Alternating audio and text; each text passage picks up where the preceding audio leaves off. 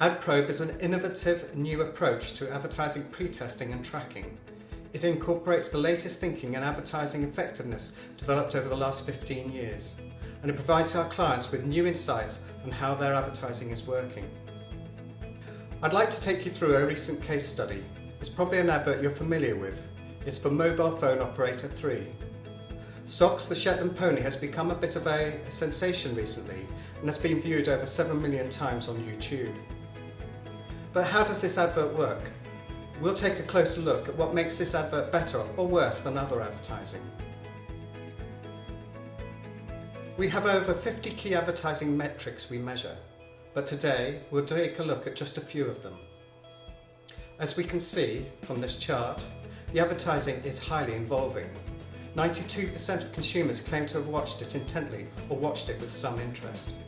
59% watched it intently, and this is an extremely strong score and the second highest we have had on record, well above the norm of 42%. Rather than simply seeing whether people can recall the brand name, we look at what people remember and take out from the advertising, looking at whether they mention the brand name or not.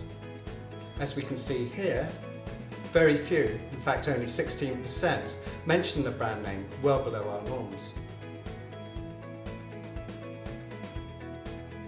The 7 triggers of emotion. Creating emotion doesn't mean tear-jerking or melodramatic. It means tapping into something that people care about.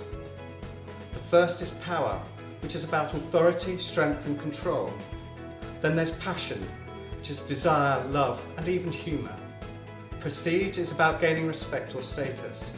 And intrigue is about storytelling and arousing curiosity. Alarm is essentially fear.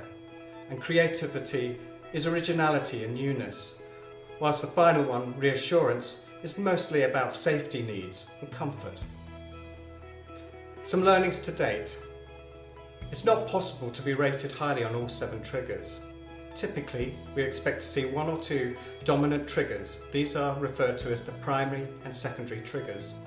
Each advert has its own unique blend of triggers. Every advert is different. There is no right or wrong. From these 7 triggers we can calculate the Emotional Intensity Index, or the E index, a measure of the overall emotion in an advert.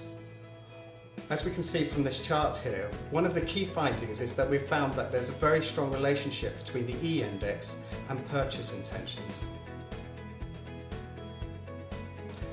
Looking at the 7 triggers, we can see that 3 scores very highly on many metrics, with 5 of the 7 indexing well over 100.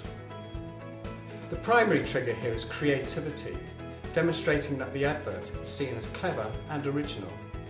The second is intrigue, suggesting that the creative is also involving and interesting. And here we can see the overall E index for the advertising, scoring 121, well above the norm. The highest score that we've seen to date is for 145, which was for Virgin Atlantic, which won an IPA Advertising Effectiveness Award. To provide additional insights into the emotional state, we use Effectiva's facial expression analysis software to monitor how people react in front of the ad. This provides us with information such as, do they pay attention and do they concentrate? How expressive are they? Do they show dislike or do they smile?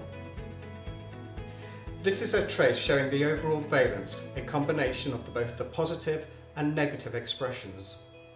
We can see here for 3, there is a growing positive trend throughout the ad which is encouraging and a sign of a good advert. However, we can see towards the end of the advert, this trails off and falls quite markedly. This is when the brand and the messaging come to the fore. As I mentioned at the beginning, brand fame, or buzz as we call it, is highly influential. 89% claim that they would expect at least some people, if not many people, to talk about the brand. This is well above the norm and the second highest we have on record. People can respond in a number of ways to advertising. Here, consumer responses suggest that it creates some curiosity and brand awareness. However, It does not appear to be encouraging a call to action. 34% said it had little or no impact on them, and only 2% claimed that it would encourage them to buy. Our metric of metrics involves 5 key measures. From the top going clockwise, there's emotion, or the E index, consumer response or the call to action, brand fame or buzz, sticky, looking at whether or not it's memorable, and then branding. As we can see here for 3, the advertising is strong for buzz, sticky and emotion. However, weaknesses already alluded to earlier are branding and response. We believe these could have been easily modified by addressing the weaker end section and introducing a stronger call to action.